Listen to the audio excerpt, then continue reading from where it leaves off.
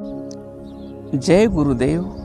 वस्तूचे अत्यंत विस्मरण, विषयाचेची सदा ध्यान. संकल्प विकल्पे भरिले मन, तेची बद्धता. संत शिरोमणी शिवयोगी मन्मथ माऊली परमरहस्य या आपल्या प्रासादिक ग्रंथातून मानवाला महादेव करण्याचा शिवयोग साधनेचा प्रवास सांगत आहेत. जीवाच्या बंधनाचं स्वरूप या ओवीतून सांगत आहेत. वस्तूचे अत्यंत विस्मरण म्हणजे परमात्माच करता करविता आहे याचं आपल्याला विस्मरण झालेलं आहे. आणि परमात्मा आनंद स्वरूप आहे, सुख स्वरूप आहे, शांत स्वरूप आहे आणि तो आपल्या देहालाही चालवतो आणि विश्वालाही चालवतो. या सत्याचा आपल्याला विसर पडलेला आहे. म्हणून हृदयात असलेल्या सुख स्वरूप परमात्म्याला, आनंद स्वरूप परमात्म्याला, आपल्या स्वरूपाला विसरल्यामुळे आपण सुखाचा शोध, सदा विषयाची जी ध्यान, पंच ज्ञानेंद्रियाच्या माध्यमातून आपण सुखाचा शोध घेत आहोत. डोळ्यानं रूप पाहता पाहता डोळे थकले, डोळ्याला चष्मा लागला, पॉइंट वाढला, पण रूप पाहण्याची इच्छा आपली संपली नाही. कानानं शब्द ऐकता ऐकता कान बधीर झाले, बहिरे झाले, पण ऐकण्याची इच्छा संपली नाही. जिभेनं स्वाद घेता घेता जिभेची टेस्ट निघून गेली, जिव्हा बधीर झाली, पण स्वाद घेण्याची इच्छा संपली नाही. स्पर्श सुखाचा अनुभव घेता घेता इंद्रिय गलित गात्र झाली, थकली, पण स्पर्श सुख घेण्याची इच्छा मात्र संपली नाही. विशिष्ट सुगंधाचा अनुभव घेता घेता आपलं नाक थकलं, पण सुगंध घ्यायची इच्छा संपली नाही. या अनेक इच्छा वासनांनी ग्रस्त झालेला जीव सुखाच्या शोधात आहे आणि आपल्या इच्छा, आपल्या अपेक्षा पूर्ण होत नाहीत. तेव्हा त्याची चिडचिड वाढते आणि त्याच्या मानसिकता बिघडते. तो मानसिक तणावाखाली जातो. आज जगातले 70% लोक मानसिक तणावाखाली आहेत. मनोरुग्ण असलेले पेशंटची संख्या वाढत आहे. हा वैद्यकीय क्षेत्रातील अत्यंत गंभीर विषय आहे. अहो, इतकंच काय तर वैद्यकीय क्षेत्रात तज्ज्ञ असलेले डॉक्टर गोळी घालून घेऊन स्वतः आत्महत्या करत आहेत. किती माणूस तणावाखाली गेला आहे. या तणावाचं मुख्य कारण काय आहे? आपण आपल्याला स्वतःला विसरलो आणि आपलं मन परमात्म्यात लागण्याऐवजी, आपल्या आनंद स्वरूपात स्थिर होण्याऐवजी, आपल्या शांत स्वरूपात स्थिर होण्याऐवजी संकल्प विकल्पे भरिले मन, पण संकल्प विकल्पानं भरलेलं आहे. हे केलं तर मला सुख मिळेल का, ते केलं तर मला सुख मिळेल, ही वस्तू आयफोन, माझ्याकडं आयफोन 16 आल्यावर मला सुख मिळेल का, घेतला आयफोन, पुन्हा आयफोन 17 निघाला, अरे त्याच्यात जास्त फीचर्स आहेत, अजून ते मिळालं तर बरं होईल. हा संकल्प मनात सतत चालू आहे. आणि विकल्प, एवढा भारीचा फोन घेतलेला आहे आणि कोणी चोरी केलं तर, एवढं सोनं नाणं संपत्ती घरी आहे आणि चोरानं डाका घातला तर, हे संकल्प विकल्पानं मन भरलेलं आहे आणि माणूस बांधल्या गेलेला आहे, तो बंधनात आहे.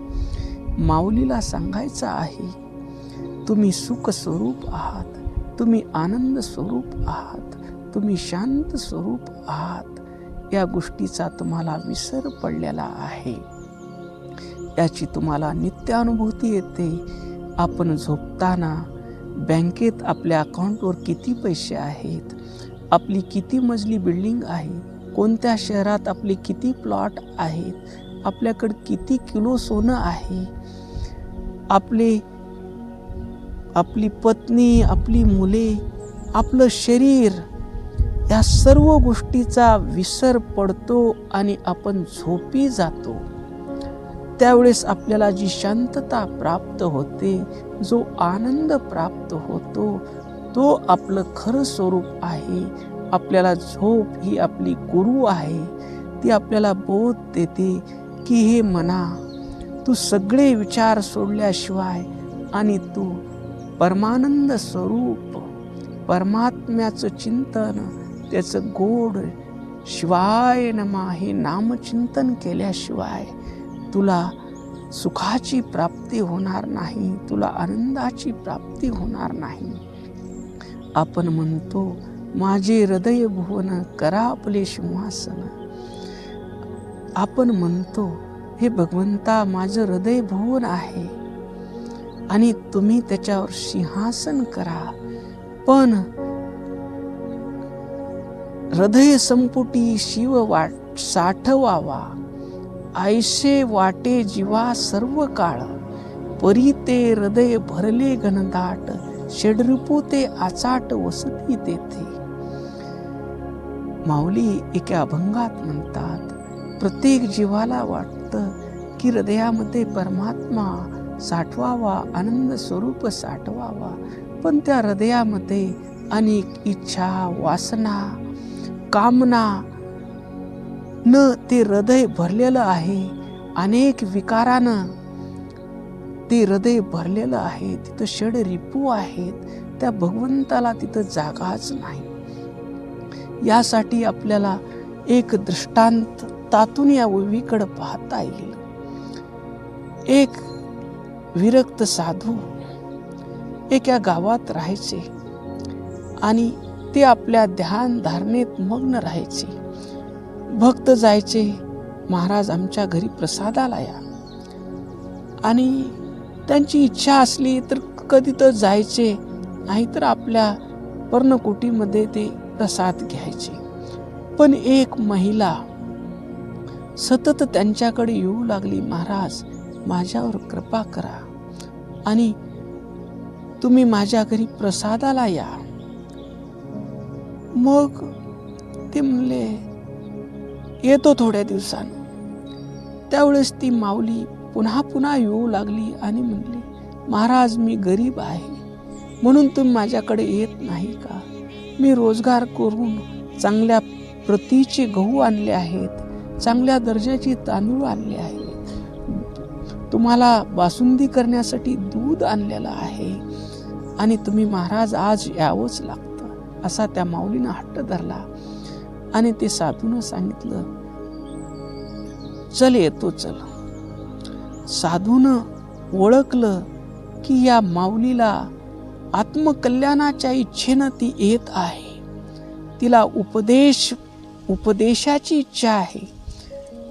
महाराज विरक्त संन्यासी होते, ते गेले आणि त्यांनी तिथं स्नान केली, पूजा केली आणि प्रसादाचं ताट काढलं आपल्या झोळीतून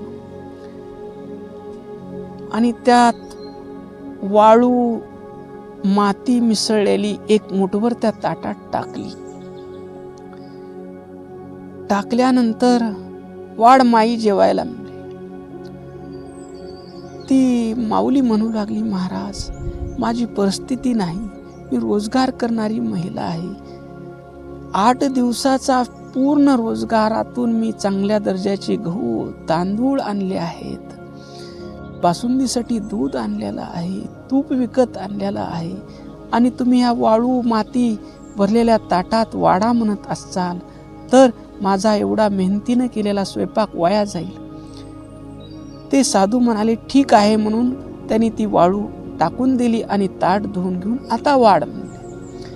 मग साधू महाराजांनी प्रसाद ग्रहण केला आणि ते निघाले. त्या माऊलीनं पाय धरले, महाराज या जीवाचा उद्धार करणारं ज्ञान मला द्या. त्यावेळेस साधूनं सांगितलं, माऊली मी तुला उपदेश केलेला आहे. त्यावेळेस ती माऊली म्हणाली, तुम्ही काहीच केले नाही महाराज आणि उपदेश दिला असं कसं म्हणत आहेत. त्यावेळेस आल्यापासून आठव म्हणून सांगितलं. तिनं सांगितली, तुम्ही ताटामध्ये वाळू टाकली आणि जेवाय वाढ म्हणालात, वाळू आणि माती टाकून. त्यावेळेस साधू म्हणाले, मग तू काय म्हणालीस? मी इतकं मेहनतीनं केलेला स्वयंपाक वाया जाईल वाळू आणि माती टाकल्यानंतर. तर त्यावेळेस साधू म्हणाले, तू 8 दिवसाचा रोजगार करून आणलेला पैसे वाळू मातीच्या ताटात वाढलं तर जातील अशी चिंता आहे, पण मी इतके दिवस साधना करून मिळवलेलं ज्ञान तुझ्या हृदय विकारानं, अनंत इच्छेनं, कामनेनं भरलेलं आहे. ते तुझ्या हृदय अंतःकरण तुझं शुद्ध झालं. तुझ्या हृदयामध्ये केवळ परमात्माच पाहिजे. मला या संसारातली कुठलीही वस्तू, व्यक्ती, कशाचाच मोह नाही. मला फक्त आनंद स्वरूप, ज्ञान स्वरूप परमात्माच पाहिजे. एवढी तुझी इच्छा राहिली, त्या दिवशी तूच परमात्म स्वरूप होशील, तूच आनंद स्वरूप होशील असं त्या साधूनं बोध केला. तर आपल्याला आनंद मिळवायचा असेल, सुख मिळवायचं असेल, तर आपल्याला आपल्या आनंद स्वरूप हृदयातील परमात्म स्वरूप वस्तूचं स्मरण ठेवलं पाहिजे.